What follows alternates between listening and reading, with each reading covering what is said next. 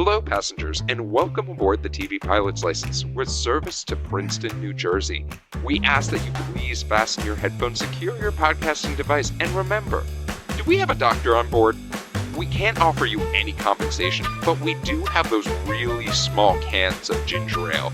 Welcome to the TV Pilot's License. My name is Geoff Kerbis, joined by Rich Inman and Max Singer. How you boys doing today? Wait, Jeff, we're doing a TV drama that takes place in northern New Jersey. Is it finally happening? Is this finally the week for me? Come on in, Al Gore. Well, boys, this week we are not talking about Sopranos. Instead, we are talking about the Fox show known as House. But before we do so, and before we talk about a medical drama, Max, what's the TV Pilot's License all about? Here at TV Pilot's License, we break down and analyze the pilot episodes of some of TV's most famous, or in some cases, infamous shows. We learn a little bit more about how these shows came to be and were originally made, if they're effective pilot episodes and make us want to watch more, and if we think they can be made today. Go back and stream our old episodes from wherever you listen to podcasts. Check us out on YouTube and TikTok to see our smiling faces. And if it is your first time flying with us, then welcome aboard. And Rich, what is your question of the week? Well, so Jeff, I think I actually watched the wrong show now that we're thinking about it. I watched a veterinary show called Animal House. Is that? I think that's the one I watched. I don't think that's the right house. Oh, boy. Inman! Those damn Delta Chi boys are at it again. So I want to know, obviously, this is Sherlock Holmes, but as a doctor, and you can certainly trust that your health is in good hands, but at what cost, I guess, in this particular show. I want to know if there's any doctors from TV that you personally would trust with your own health. Well, I'll kick us off, and I'm going to do a little bit of a deep cut. As I was just talking to you guys about, I just finished all 7 seasons of Royal Pains last night before I decided to sit down and say, you know what? I didn't have enough medical show in my life. Let's watch the pilot for House.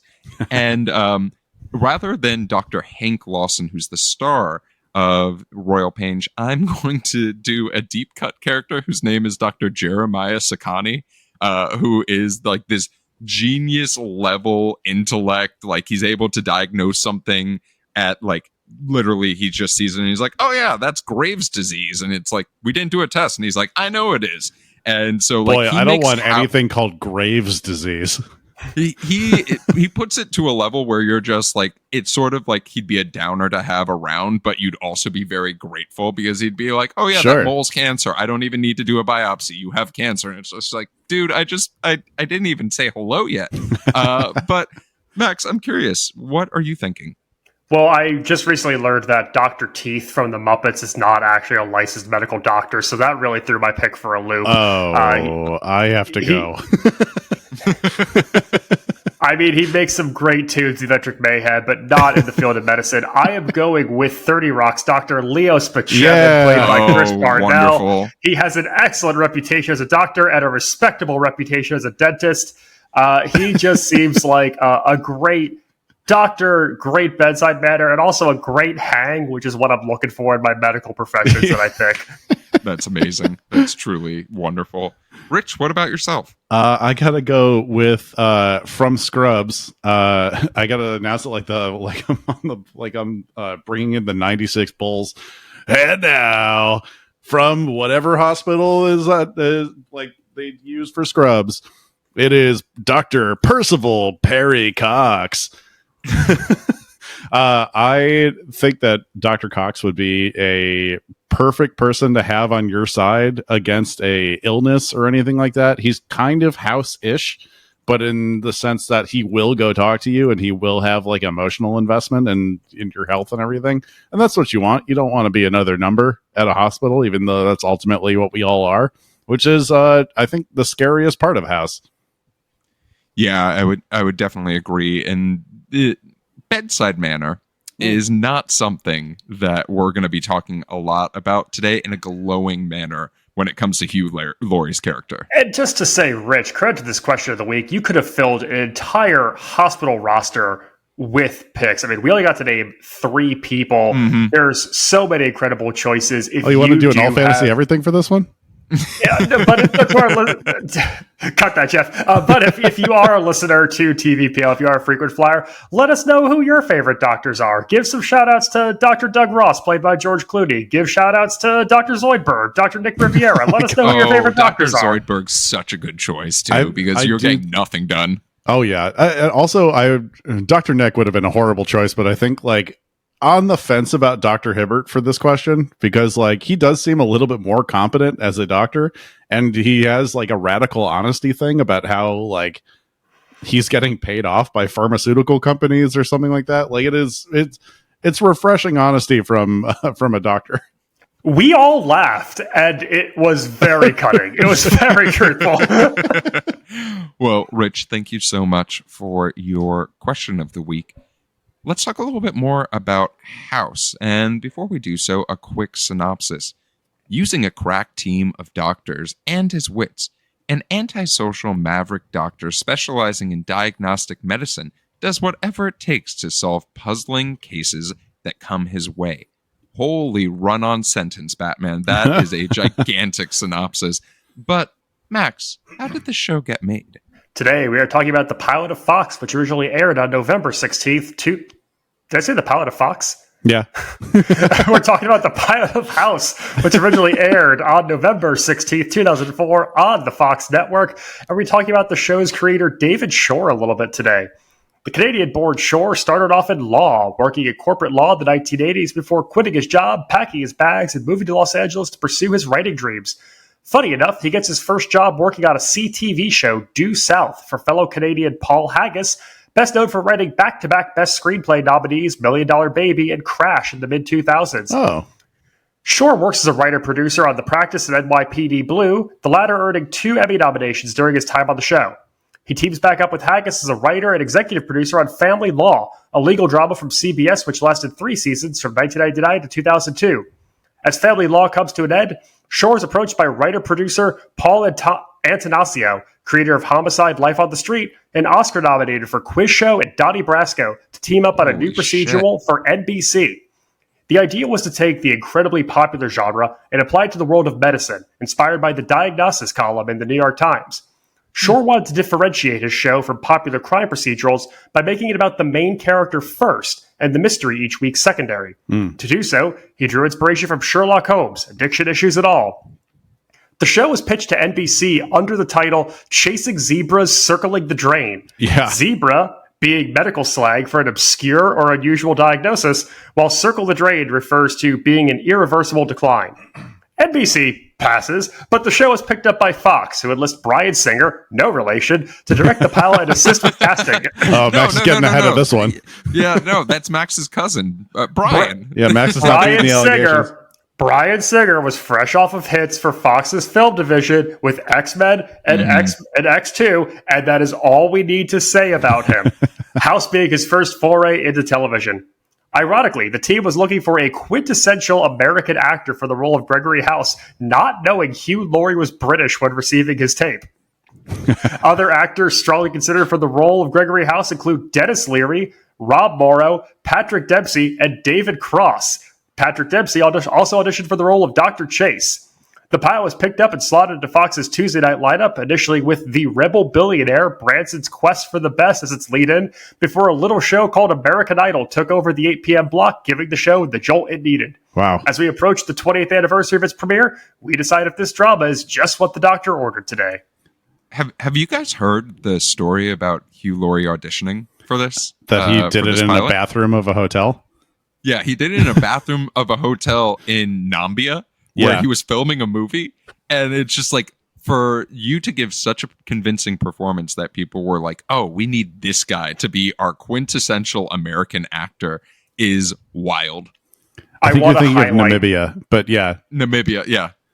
I want to highlight some of these other people who attention for Gregory House. So Rob Morrow did Northern Exposure. He played a doctor on that. Very successful Golden Globe winner. Makes sense. Patrick Dempsey, ruggedly handsome, young guy, goes on to success with Grey's Anatomy a year later. He's fine.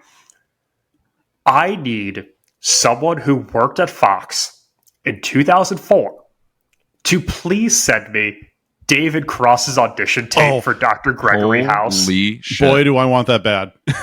Yeah, if you work for the greater House of Mouse these days, Fox in the early aughts, and you have access to the tape that the actor who at the time was playing Tobias Fuke on Arrested Development made for the role of Gregory House, and you might be able to anonymously slip that into tvpilotslicense@gmail.com's inbox, we would be greatly appreciative for this tape. More than greatly appreciated for that tape. We could give you a 25% guarantee that it will not be ending up on our TikTok. Did you guys see that Kyle MacLachlan also read for this part and said it was the hands down worst audition he's ever turned in? No, that's amazing. That's genuinely so great. But yeah, Hugh Laurie said he was like essentially playing his dad. Because his dad was a Olympic rower and a doctor, like later in life. I think for the Americans, though, Laurie is an interesting choice because he's become so well known and so synonymous with. And this is a funnier show that I think people do give it credit for. There is that snark and sardonic humor to it, that kind of black humor. But Laurie is a sketch comedian, sketch comedy actor, going back to his days with Fry and Laurie in the UK, all their success with the Blackadder series and spinoffs. And then he kind of becomes this Hollywood supporting comedy, family-friendly movie star. He plays Jasper in the Glenn Close live-action 101 Dalmatians. Yep. He's the dad in Stuart Little. He's got a role in the Emma Thompson Sense and Sensibility. And to see him blow up to that next level and subsequently play these roles that are fairly dramatic. He dives back into comedy here and there, Avenue 5 and things like that, but he's really become known in the US as this gritty, dramatic actor with things like The Night Manager and House. It's just fascinating to see his roots and where he started from to them thinking this guy is American and putting him on one of the most prestigious dramas of its time. Well, let's dive a little bit more into that performance and let's dive into our show of House. And I think the beautiful thing about a medical drama, which we've experienced doing things like Scrubs, which isn't really a drama, but focusing on medical, you have the benefit of having your case of the week and allowing that to show, rather than why is today different than any other day, it is what is the thing that our main characters are focusing on today that can show us all of their capabilities, their entire environment that they're working in. And rather than meeting House directly, I think it's rather appropriate that we meet this kindergarten teacher named Rebecca, who suddenly falls ill in front of her students in this almost horror sense. Like, I know that we're in spooky season right now. It is October, and this is a dark comedy, but I was like, oh, there are horror vibes to this pilot that very much we are leaning into, and I liked it a lot. And for a one-off of your patient of the week, you could do a lot worse than Robin Tunney, who was coming off of things like Empire Records, Vertical Limit, Arnold Schwarzenegger's End of Days. That's the one where he fights Satan. It's a great movie. Check it out. But, if that's your patient of the week from episode 1, you're automatically drawing your audience in with a lot of examples of I know that person. And House has so many recognizable faces as part of its ensemble, and I think it succeeds in what Shore talked about, where it's like the characters are first, your leads are first, and the medical mystery is second. And when you get these big names, you really set that up. Yeah, and I think that they do such a good job of having the audience invested in this character by letting us see a little bit of Rebecca's life, right? She is fun, she is this socialite, it appears, and she is this she's a kindergarten teacher. Yeah, she's the ideal kindergarten teacher, though, right? Like, we all have a fond memory, or at least most people do have a fond memory of their kindergarten teacher. Totally. And stakes are real low. They're not going to remember shit. Yeah, seeing that person then fall into illness is horrifying. And it is such a great way of introducing, hey, this wild thing happened. Us as the audience watched it in horror. We need someone who's very, very special and very, very good at their job to come in. And Rich, we meet Dr. House, and initially he doesn't want to take this case until a peer of his, James Wilson, says, oh, it's my cousin, please. Lies and says it's his cousin, which is like, all right, I do not understand So this establishes one thing right now, is that like House is a VIP for this hospital. It's like he will not take stuff unless it's like him opting into it. And I guess apparently like another nod to Sherlock Holmes is that in the very first Sherlock Holmes story, the victim's name was Adler. So that's why they used Rebecca Adler as this woman's name. But and they did set this up in a very Sherlock Holmes way of like her writing, call the nurse, like, and for the entire classroom to spell out. I thought that was super clever. I thought that was like a really nice way to do it.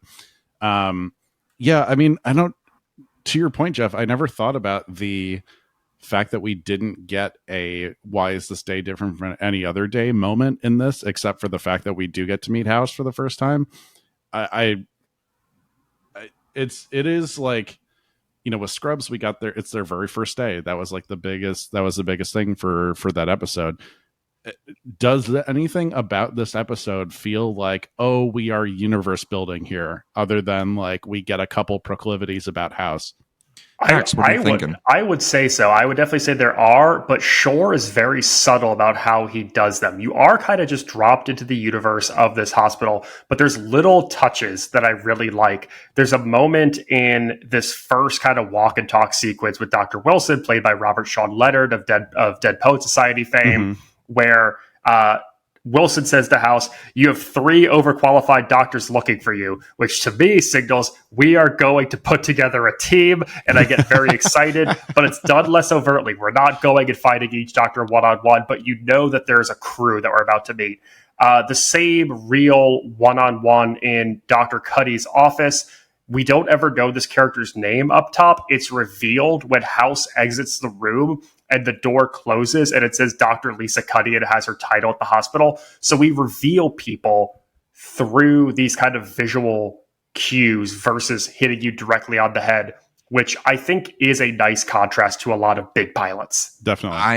I can not give enough praise to this pilot for how well acted every single role is in this pilot, especially from the folks that I assume are recurring cast members for the most part, right? Like, we have an amazing performance by Hugh Laurie. Like, automatically, this man gives off the sense of he is this genius, but he is a Scrooge at the same time, given that he is dealing with most likely a painkiller addiction that we aren't told yet, but we very much see the evidence to. He does not like interacting with people directly. We have this James Wilson, the affable doctor that seems very kind and caring. We meet Lisa Edelstein's Dr. Cuddy, who is, this is the most resistance that House gets in his life. And I think it's such a necessary character. And it's something that's really different than a lot of medical dramas we've seen up to this point, because for those folks, they are dealing with, we're thinking hyper realistic things like ER, where it's like, oh, this is a hospital in Chicago where the patient's care is the emergency. It is not, we have time for this. In this, it is, hey, House could just be sitting here all day trying to solve problems, but we need him to have that administrator type telling him, like, no, you need to be doing other shit too. You can't just be sitting here doing what you want. Yeah. And I think you bringing up ER is interesting, Geoff, because House falls in this weird zone of what came before and what's come after it. Because the shows of the 80s and 90s that were big medical hits were very much about, this is the care, this is the team. It's all about saving the day. We're going to have these all as lost moments that resolve, and then we move on. And the show says there are 150 beyond shows now that have grumpy, conflicted, sarcastic anti-hero characters. There's 100+ shows that are, he's a doctor with a twist. Right. There are so many of these types of things that have come after that. House really paved the way forward. You're watching it and you're seeing the tone and the way the characters act. It can almost feel dated because we've seen it so many times done since. And I wonder what you guys are feeling about, like, does it still feel fresh to you? Does it feel like there is something enjoyable, or going back 20 years later, it's like, I've just seen this so much now? The thing that I find super enjoyable about this is we're not, having too much. We are not concentrating on House as much for solving these things. we get varying perspectives. And I think it's a super smart tool to have these 3 additional doctors around who we can see the case through their eyes, right? We have Eric Foreman, we have Robert Chase, and we have I don't remember Jennifer Morrison's character, Dr. Allison Allison Cameron. Cameron. Yeah, there we go. And all of them are such different doctors in their approaches and in their backgrounds as well, that it's a really refreshing way of saying, like, hey, this is how you get to know the patient. You don't get to know it through House. House doesn't want to meet the patient until the very end of that fucking episode. You know what? Now that I think about it, that exact thing is what is different about today than any other day, is that he assembled that team. It's they are learning to trust him. They're learning how he works, because obviously it follows the other pilot rule of, like, you want to see people who are good at their jobs. House is like, compared to any other doctor show that I've watched, I would say the only other one that would come close is Perry Cox from Scrubs, who has this sort of like, I know how to do this. I am going to take charge of the room. I am, this is who I am. I'm meant to heal. Like, that is my entire MO. And yeah, I think, like, you're starting to see why he put together the team. You said to me, it is just as important you meeting every other member of this team in the way that Dr. House does, that, like, it just as important as, like, actually meeting House himself. So there's 2 things that I think we should really approach, or the way that we should approach the rest of this episode is, 1, House does have the resistance of being able to give his entire focus to something by having to work in this clinic that the hospital has. And I think it's such a smart plot device to create additional plots for the show. I almost have it, and I had it marked down as, this is a great way to approach mysterious cases that aren't an episode long, right? Maybe a writer had an idea in the writing room of, like, oh, what if we had an entirely orange man come into the hospital? And like, that was the episode of the weekend. And it's like, no, House can solve that in like 5 minutes if you wanted to. This is that Sherlock moment.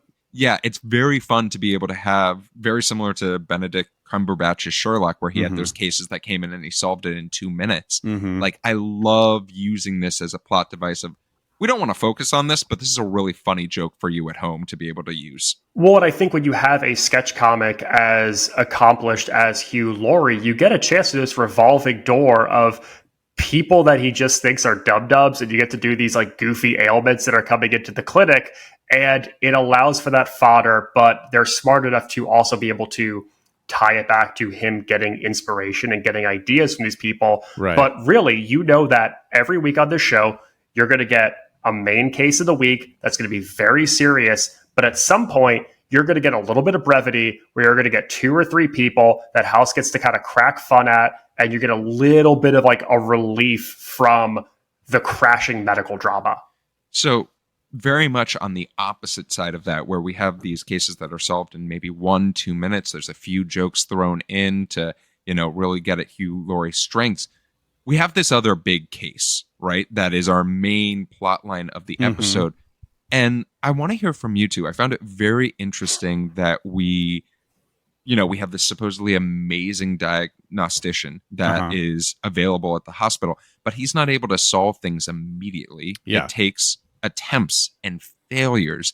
And we almost take House from this godlike level character and make him a lot more human than a lot of Sherlock-esque shows have done to their characters in the past. What did you guys think of seeing our main character fail, not just a little, but like a pretty decent amount? Right. I mean, I do think that this still does fall under the Sherlock umbrella too, because, like, for sure, because you can't necessarily have Sherlock be the, like, oh, I'm going to walk into a room and immediately solve this, like, murder or anything like that. It's like, it will wear itself thin very quickly. You need to see Sherlock fail, and you need to see his genius tested.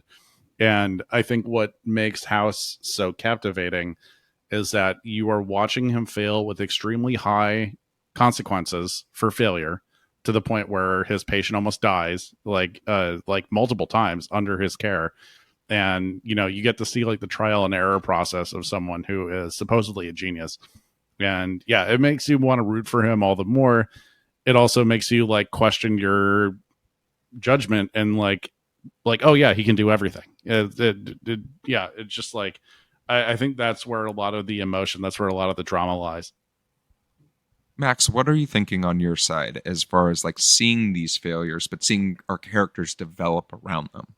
It's important because it lets an audience know that inspiration and big stroke moments can come from anywhere. And it means that every single scene in the show is must-watch TV, because you don't know if it's a big medical swing or a little bit of minutia that you might have overlooked is going to be what solves the case. So suddenly you're looking for clues everywhere in this world. I think that's really effective. And you're also coupling that with just the most edgy 2000s camera angle and lighting work Dude. imaginable. Yeah. It makes this compelling to watch. Obviously, the two big films in a certain franchise that this director, who I have no relation to, did prior to this, they resonate. They resonate here. The way we look up at people, the way the lighting happens, the way we use shadow. There's an amazing thing I wrote in all caps called nostril cam, where we just do a CGI up Rebecca's nostrils. It's interesting to watch, and it makes every moment and every scene captivating in its own unique way. I implore people who are fans of the show, who like remember or reminisce of like, oh, I loved House when it was on.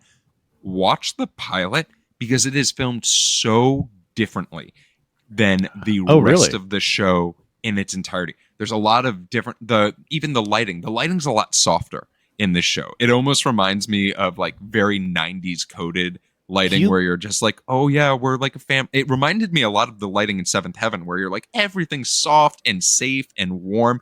And then as Hugh that Laurie show has goes like a on, gray tone to his skin almost the entire time because of that lighting. They bring that darker lighting. Like it's almost like it's a much more sterile lighting throughout the rest of the series of the show. This nostril cam that Max is talking about, it's like not a thing anymore. Like we're not getting. If you've ever wanted to take an edible and pretend you were a granule of cocaine, boy, is that going to be a fun scene. If you want to have a bad time, take an edible and just watch that on repeat. Just because we're talking lighting, there is a scene towards the end of this pilot where we do see Rebecca sitting up in bed, and they do this effect where they basically put a halo light over Rebecca, and everything around her is in shadow. Yeah. And it's the most insane lighting rigging imaginable. It's so silly. It's like she's lying in state for a funeral at like the Sistine Chapel. Like it's so strange. It is every college production of Angels in America on TV. There's one thing I do want to bring up, as far as, because this is a medical procedural. We're going to be talking medicine. We could do a plot by plot point detail of this show, but I think it's a little bit more important to talk about a couple of big things that we see happen in this to encourage the audience to watch more, right? And one of them is eventually we have House figure out what is wrong with Rebecca, or believe to figure out what is wrong with Rebecca. And we have this extremely powerful scene of our patient who is on death's doorstep, refuses treatment. And I'm curious from the two of you what you thought of this scene of, we've been working towards getting an answer this entire time, but the person who's been looking for the answer suddenly doesn't want an answer anymore. How did that affect your viewing? I thought it was a interesting choice to give to a 29-year-old character. However, you get to finally understand the consequences of House being wrong, because that woman got put through like suffocating inside of an MRI machine. She had to have a forced tracheotomy. She like had multiple seizures like from the steroids and stuff like that. Like I could see, it's like, please stop trying to help me. That's the kind of feeling it was. And I get that. I do get it. Max, what about yourself? You need to have an all is lost moment, because that's just an essential storytelling rule. So you get that. And it also forces Dr. House to show a different side of himself, because he's not going to win He's not going to save the day. He's not going to resolve this problem through medical knowledge or everything we've seen him do up to now. We're going to see it through bedside manner, and we're going to see that when it's just him and her alone. I think it's important that we see this side of House without his team, without Wilson, without cutting them around him. When he's alone, he can actually communicate with Rebecca. And it's that other thing. It's like, we need to see you be good at your job, but we need to see that second thing that also makes your character a little more well-rounded. And it's that side of him, not the degrees, not the medical expertise, that wins Rebecca back and allows them to do what they need to do to eventually save the day. Mm-hmm.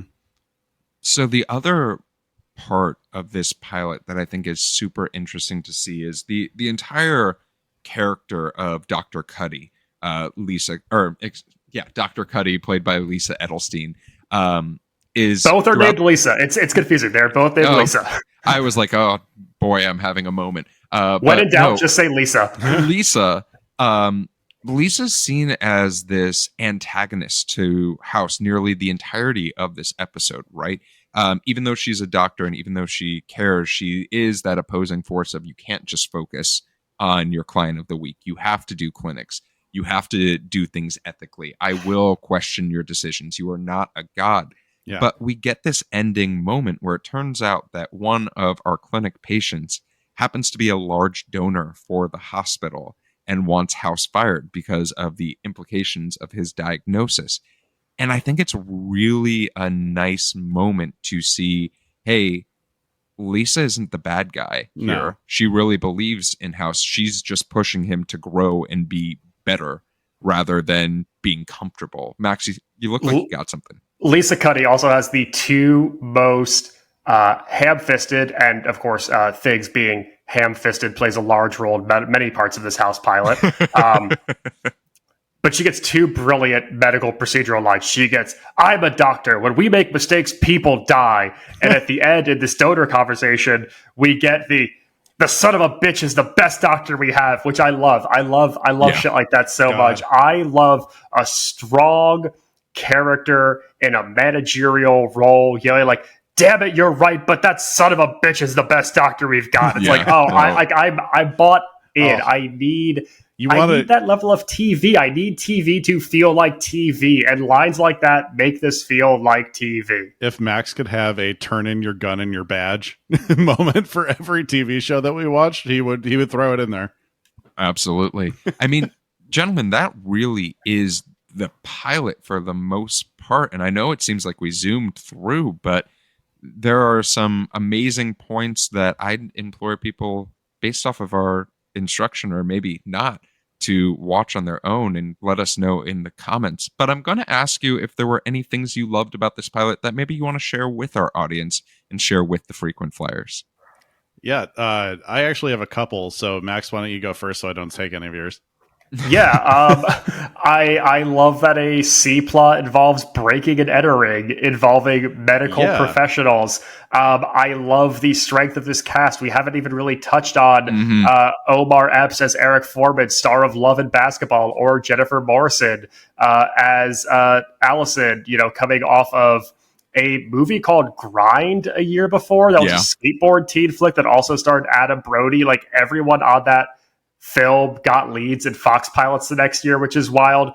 I love that Fox had two simultaneously running shows with leads named Eric Foreman in them. I love that. I love that despite being a medical drama, it ends on a button with House turning to Wilson and saying, "Got change for $1," a callback to a joke that's played on a fibromyalgia patient earlier. Quote unquote. It feels so different from the things that came before it. It can feel like a lot of things that came after it. But when you watch this show, I just like that it feels like a trendsetter for what these snarky anti-hero shows became. And I think it's such a more influential show than people give it credit for. Rich, what about yourself? Somehow you didn't take any of mine, which is shocking. Hey. I mean, if anything, that's like speaking volumes about how much I like this pilot. But I think there are a couple lines that really like give. If I had to do an overall thread of what I really liked about this show is learning progressively Dr. House's worldview. And Mm-hmm. I would say you get like a couple really great lines of like, is he a good man? He's a good doctor. Like he's a good doctor. And that is like a good understanding of how people see him. There's also the line of when the patient was accepting death, basically, he said, there's no dignity in dying. Your body breaks down sometimes when it's 90, or sometimes when it's 90, sometimes before we're born. It always breaks down. It's always ugly. I'm like, that is, I would say, as real of a doctor moment as you could possibly have. Um, and then, yeah, I mean, he's very much in the Sherlock realm of being disillusioned with a system that he's incredible at. It's the same way that Dr. Cox was with the chief of medicine, with Bob, the chief of medicine, and Scrubs. It is, I am going to do this because it is what I'm amazing at, despite all these things trying to prevent me from doing it. And, you know, you root for him immediately, even if he's like too brash with people, even if he's like too like cut and dry with people's emotions or anything like that. Even when you're watching him like basically sabotage himself with the Vicodin addiction, like it Mm-hmm. is, you still like want to root for him every time, and that's what you need in a show like this. Ooh, and the camera work on the Vicodin too, and even a touch on that. They are so specific, and this is, I will give it to Bryan Singer here. Don't quote me on that. Your cousin. I will give it to, clip it for social media. Clip it. I will give it to no relation Bryan Singer. He makes a very clear choice to highlight pills, to highlight pill bottles, to highlight emotional responses to it, and they never. There's one line where House says that he takes it because they're yummy as a joke, but otherwise it's just a great directorial. It's a great directorial choice by Bryan Singer to highlight the Vicodin without directly saying it. This is like that drill tweet that was like, not according to my previous comment about ISIS, you do not in fact have to hand it to them. Oh my god. Well, Rich, as much as Max didn't take any of your did I take all of yours? You both took all of mine, but I will say you shouldn't have gone third, you idiot. You know what? That's what happens sometimes when you host a podcast. But I will come up with one on the fly, and I think that I will give this show credit in the sense that with some really creative directing choices, acting choices, and writing choices, this pilot had my attention the entire time, which is really that's tough for 45 minutes. For something that is very much a procedure. I don't want to call it a procedural, but you know, there is a order of operations that medical shows tend to do. And for me to be like, I know how this is probably going to go, but I'm still in it, and I'm still worried about Rebecca as a person, even though she's a made-up character, because I'm worried about the kindergarten students.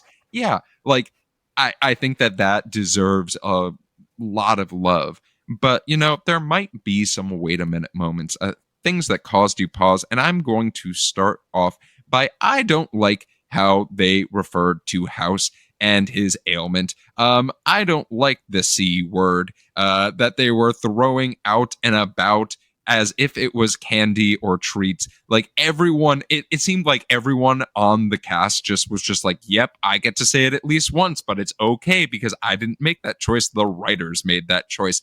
So like, we could figure out something else to say. It doesn't need to be that word. I know it was 2004, but I don't really care. Yeah, kind of going along those lines. My wait a minute moment goes to the Dr. House and Dr. Cameron conversation behind closed doors in his office to kind of wrap up this episode, where he basically says that she was hired because she's attractive and eye candy, and then goes on to question why someone so attractive would go to medical school, and asks if she was abused or a SA victim, which, look, it is a character. It is a thing that, you know, you could separate as part of the portrayal, the world building we're doing here. It is insane that they felt that 50 minutes into this pilot, we needed to drop that in. But it is Fox in '04, and they are Mhm. certainly trying to be provocative, and they counter that with Dr. Chase just got it because his dad made a phone call, and it's like, but he's like absolutely drilling Allison Cameron on her entire medical career and like pursuits of her passions.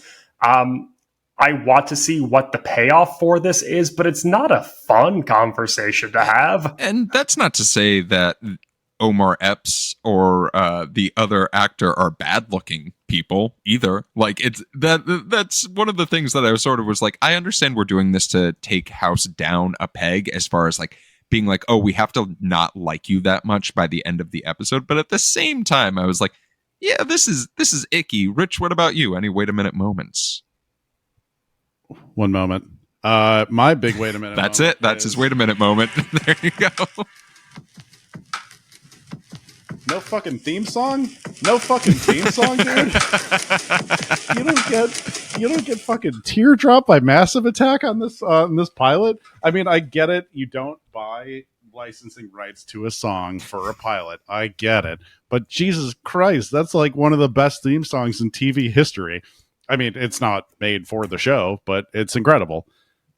Yeah, I mean, I definitely could agree with that. That is definitely a missed moment. But, gentlemen, we do have one more question. We have an in-flight question. And this in-flight question comes from our frequent flyer, Lauren. And Lauren asked, what made-up affliction would Dr. House diagnose you with? So this is definitely interesting because I hate the concept of self-diagnosis, but this is a very fun question. So I had to take it. So I'm curious. You are in the hospital. Dr. House is your diagnostician. What is the affliction that he's going to diagnose you with that you didn't think you even had when you walked in? Oh, that's such a good question. Are these strictly made up? Yeah, I would like to go made up. I don't want you to self-diagnose yourself with something that you've been thinking about recently. So, you know what? Just for the hell of it, I'll go with touch your nose osis. I find that I touch my nose a lot, either with my hands, my tongue, like lots of things without thinking about it. And it really is gross. And I admit that as well. So you know what? I've been diagnosed and now I know what to look out for as far as symptoms. I'm a pretty emotional person in my life. I'm a bit of a softie. I really feel things. If you say you're an empath, I'm gonna fucking kill you. No, but I think I feel a lot of things, and Dr. House would be worried that it in fact might blow up and kill this man, and he would have to diagnose my achy breaky heart. Oh my god. And Rich, what about yourself? ADHD. It's not real. It's not real. It's all made up. Real. It's not real. It's a fake. Not for Dr. House's. It's certainly not real for him. Oh my god! Imagine him going into the room and diagnosing someone with restless leg syndrome. There's no goddamn way. I have to imagine there's a list of at least 10% of ailments that people think that they have or that they do have that he would think is fake. Oh my god! Well, Lauren, thank you so much for your in-flight question. We'll talk a little bit more about how to submit those at the end of our episode. But let's talk a little bit about the history of this show. This show had 8 seasons and 177 episodes. Viewership for this show is genuinely amazing, considering it went from 2004 into 2012. So we were like just at the beginning of the concept of Hulu and like Netflix streaming shows, but not really where we are today. To give you all an idea, for 7 of the 8 seasons, this show did not dip below 10.8 million viewers on average per episode. It actually topped off at 19.4 million viewers an episode. That's and awesome. Number 5 of all the shows that were on air that year. It's actually, I was looking at the distribution for the show. It's easier to talk about the countries that it was not on in than talk about the ones that it was distributed to. So, yeah, that is surprisingly one of the ones. No, I'm kidding. But if you are looking for this show, you can. I watched it on Hulu. You can probably watch it on Disney Plus as well because they're the same thing now. As far as hard media, There are DVDs and Blu-rays of all seasons of this show. And actually, this show did something really cool where they partnered with the National Association of Mental Illness and created T-shirts around the show that benefited that foundation, which is really a cool way to use your marketing prowess. That's pretty sweet. Let's talk about awards. 169 nominations, including 56 wins. That includes 2 Emmy Awards. That's a high batting one average. For writing and 1 for directing. 3 creative Emmys, all for music, I believe. It was actually 3 creative Emmys for makeup and prosthetics. 2 Golden Globe Awards, both were for Hugh Laurie. A ton of People's Choice Awards, and most importantly, Hugh Laurie does have a surfboard and is hanging 10 currently, hopefully without the cane. But that is. I also saw they have a Peabody for this show. They do have a Peabody. That's crazy. This show's award history is absolutely bonkers. Omar Epps has won I think it was 3 or 4 NAACP awards for Best Actor in a television show. Holy shit, this show really murdered it. It's also a winner for the brand new Max Singer TV pilot's license. Best character name for a featured extra, which goes to Michelle Asher for Egg Salad Lady in today's pilot. Well, that is the history of the show. Rich, it's time for your game of the week. Yeah, this is a tricky game of the week because I completely did not realize how much of this show that you guys had consumed before I wrote this game. So it is going to be house trivia, but I do not know. I don't know if this is going to be insanely easy or what. So let me. Joke's on you. I've drank a lot of beer since I watched the show in high school. Oh, this morning? All right. House MD is based on the acronym HOUSE, which refers to what? This is a hit or miss question for me, Max, because I didn't know if it was going to come up in your research. A, an uncooperative patient. B, resistance to necessary medication. C, a stumped medical team out of answers. D, a patient that uses drugs. Ooh, this is a really. I'm gonna say C, a stumped medical team. Sure. I'm gonna go with the drugs personally, but I think a stumped medical team makes a lot of sense. Drugs is an answer, or drugs is a choice? Both. It is a patient that uses drugs. House stands for history of use. Oh, interesting. Oh. Yeah. All right. It was so that House was just going to be a name of a character, not necessarily because I was going based off of the Chasing Zebras, Circling the Drain original pilot. Thing. Very interesting.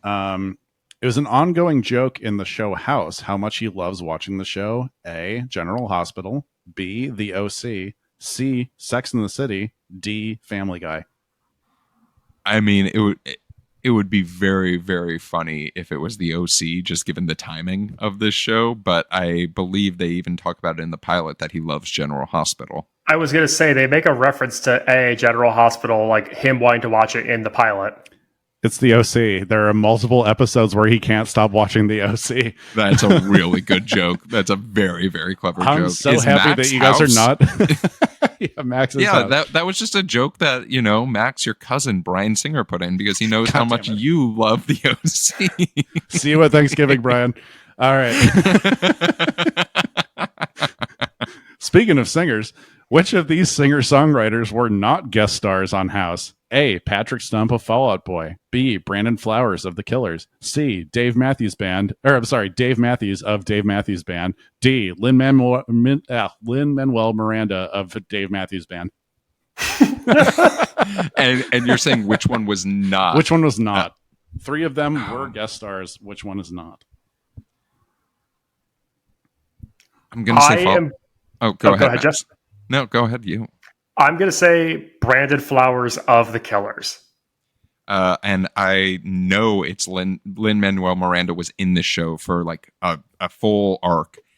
So I'm going to say it is Fallout Boy. I forget the name. Patrick Sorry, Stump. musicians. It is Brandon Flowers of the Killers. He's the only one. Ah. Dave Matthews is in an episode of House. I do not know what his acting chops are like, but I'm sure it was fun. All right. One more here, because I didn't know if I was going to use the first one or not based on your research. On the Princeton-Plainsboro Teaching Hospital coffee pod, it reads, good coffee, blank. A, the right call for on-call. B, fixes a bad day. C, cheaper than Prozac. D, take two with food. Ooh. Ooh. I like take two with food because I think that's just hysterical. But Max, what are you thinking? I'm going to say cheaper than Prozac. Ooh, Rich, this is a good one. Thank you so much. It is good coffee, cheaper than Prozac. Oh, look at you, Nice. Max. I'll get you that mug as a reward. Well, Rich, thank you so much for your game of the week. Gentlemen, our flight is coming to a land, but I have two more questions for you. And one is, what did you think of this pilot? Did it convince you to keep on watching? And based off of this pilot alone, would you keep watching House? And then our second question is, there are a lot of medical dramas that exist in the world right now. There's Grey's Anatomy is still going, y'all. It has been over a year since we've done that pilot, and we're still talking about how, they're doing it. And there's the good doctor. There's other doctors that aren't as good doctors. So I'm curious if you think there is a place for a House in the world today. I'll go first because I'm the only one that hasn't watched this before. I love this. I do not know how it slipped my radar, nor did I know how freaking popular this was. This very much was like the Nicole Kidman, Idris Elba situation of like, oh, they're not American for me. I was like, because I had not seen any Fry and Laurie or anything like that before I watched this, and it was truly alarming when I first saw it. Hugh Laurie speak in his normal speaking voice. I would say the character of House really scratches that Sherlock itch, which I do very much love, and I really loved the Benedict Cumberbatch version of it. I don't think we need more than 8 seasons of this, despite what Shonda Rhimes might tell you. I don't think we need that many seasons of a medical show. Shonda, you're doing great, and you can make as many seasons of whatever shows you like. Come on the pod and debate me. Do it. Don't blacklist this show. Max, what about yourself? Yeah, this is the first time that I've gone back and rewatched this pilot. When this show aired, it was probably the first adult show I remember really watching week in and week out. We had the DVD sets in my household. I was 13, so I thought it was the greatest thing ever made. I do remember having my world turned upside down when Hugh Laurie hosted SNL like a year into the show's run, and I heard him speak. Yep. And that really threw me for a loop. He's still recovering. I really do think that even 20 years in, this show's pilot holds up, and it is captivating, and it's such an interesting tone that is often imitated but not repeated to the level of success that they find with this. As for does it belong on TV, Geoff, to your point, there are just so many he's a doctor who blanks now. It feels so redundant. I mean, even David Shore is the creator of The Good Doctor and Dr. Sean Murphy. Like, this guy has made other doctors who are different for some reason. The only one of these I'm interested in right now is Dr. Odyssey. Otherwise, I really just don't need more. He's a doctor with a quirk. I think House did it so well, but it's been played into the ground for 20 years now, and they don't jump on my radar. I'm not watching that Zachary Quinto one that just came out. I didn't watch New Amsterdam, where he was just a doctor with good morals. I don't know what the whole thing was with that. It's a good show. Yeah. I'm just gonna say. He's a doctor with morals. That, like, what does that even mean? What if I could pitch you on he's a doctor, but he's not actually a doctor? Coming this fall, not a doctor. Now, let me talk a little bit about my thoughts on this. I agree with you, Max. I think this is such a well done pilot that I started watching the next episode after this because I was like, yeah, I'm back in. Like it is easy, it is comfortable, and it is really, really draws my attention.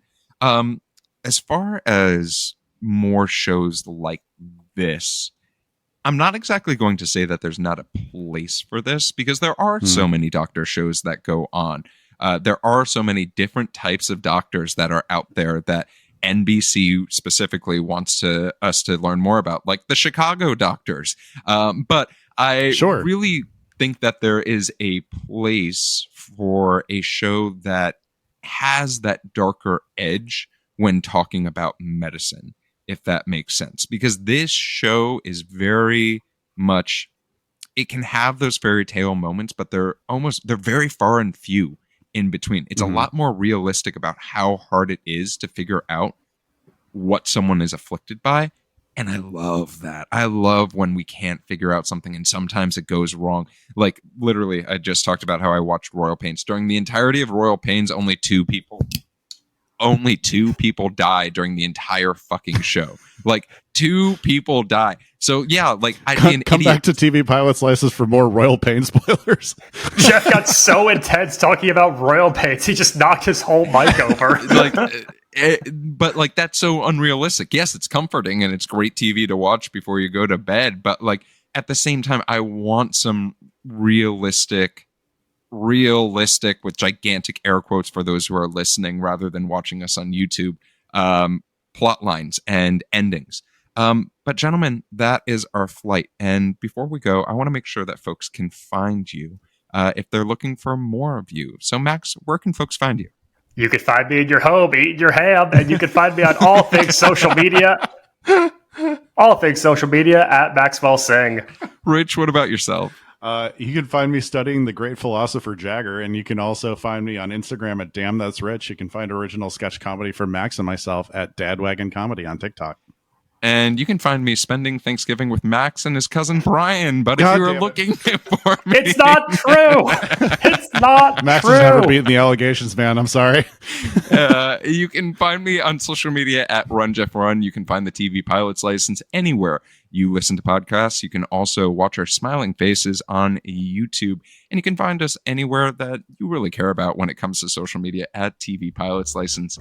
If you have a question about the show or for our next episode, you can find our in-flight question form at tvpilotslicense.com or give us a call at 213-290-1713 and leave us a voicemail. Make sure to watch out for some sneak previews of some of the stuff that we have coming up. But with the plane landed and the seatbelt sign off, we look forward to flying the bright skies of the TV world with you again soon. And until then... Animal house, house, house, animal house. House. Dr. House, he saved